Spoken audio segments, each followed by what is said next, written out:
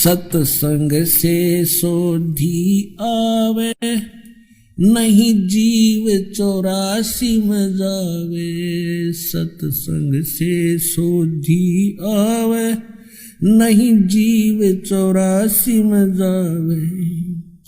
अब मेटो द्वेष और राग, हो राग या उम्र बतेरी जाली। अब मेटो द्वेष और राग, हो राग या उम्र बतेरी जाली। तो क्या बताते हैं, परमात्मा ने बताया है कि हम चारों युगों में आते हैं लेकिन ये पहचान नहीं पाते। तो उस चुनक ऋषि ने अपने आप निष्कर्ष जैसा भी सुना था ब्रह्मा से या किसी अन्य ऋषि गुरु से, ये फाइनल मान लिया कि ओम नाम है पूर्ण ब्रह्म का, कंप्लीट गॉड का। और उसके साथ साथ एक समय जब ब्रह्मा जी कमल के फूल पर इस काल ने धोखे से बैठा दिए, उससे पहले का उसका जीवन ब्रह्मा जी को कुछ नहीं मालूम है, कैसे जन्म हुआ, कहाँ से आ गया। कमल के फूल के ऊपर वो बैठा पाया, तब उसने सोचा सब पानी ही जल है, अब यहां मैं कैसे उत्पन्न हो गया। तो आकाशवाणी कर दी इस काल भगवान सरपुरुष ने, इनके पिता ने क्या कहा कि तप करो तप करो। 1000 वर्ष तक ब्रह्मा जी ने तप किया, फिर कहा सृष्टि करो। अब उनकी बैटरी चार्ज कर दी सिद्धियों से, तब से सिद्धियां आती हैं।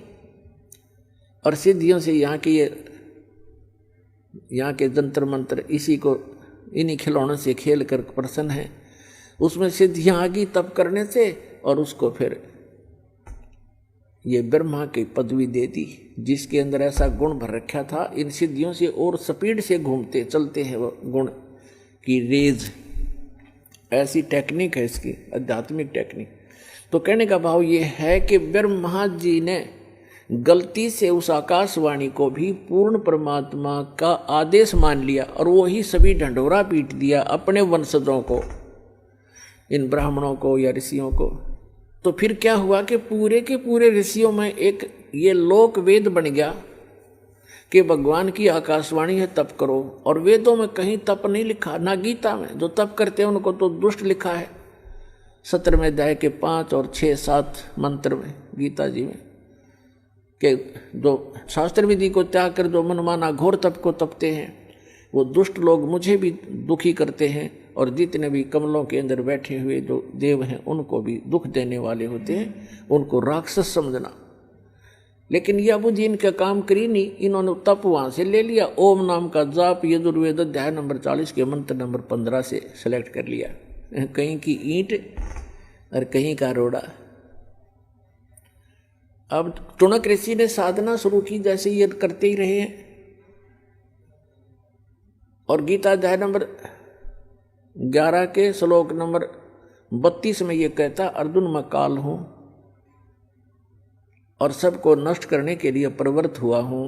11वें अध्याय के 47-48 में इसने कहा कि अर्जुन ये मेरा वास्तविक रूप है, मैं ऐसा हूं, ये है मेरा स्वरूप, और इसके दर्शन तेरे अतिरिक्त पहले किसी ने नहीं किए, ना आगे कोई कर सकता, और ना कोई जप से, ना तप से, ना वेदों वर्णित विधि से, ना कोई किसी यज्ञ से मेरे दर्शन, इस रूप के दर्शन नहीं कर सकता, अर्थात ब्रह्म प्राप्ति नहीं हो सकती।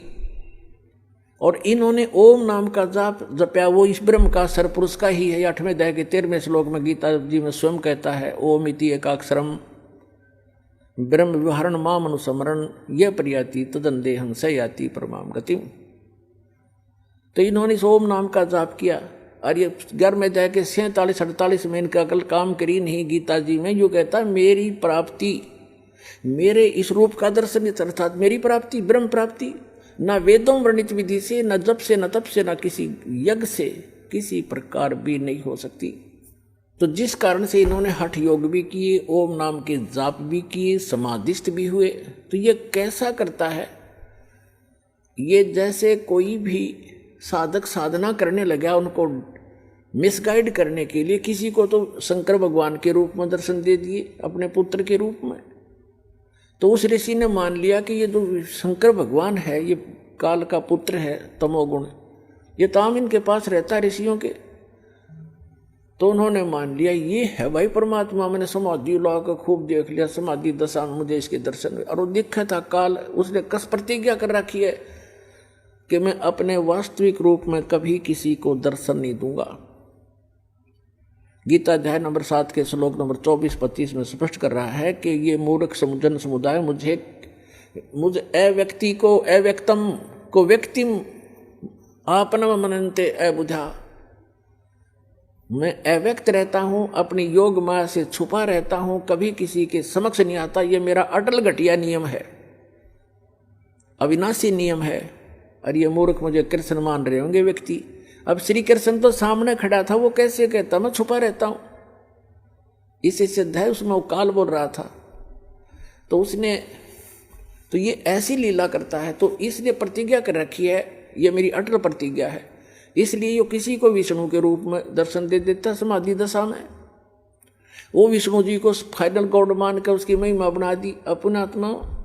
अब जैसे प्रतिमाएं बनाई गई हैं, ये ऋषियों ने समाधि लगाई, और समाधि में जिसको भी जिस रूप में दर्शन मिले उसने उस मिट्टी की मूर्ति उसी बना दी। आगे चल के ये मूर्ति एक परंपरा बन गई। तो इन्होंने ब्रह्मा विष्णु महेश की मूर्तियां बनाई, इन्हीं के दर्शन हुए इनको।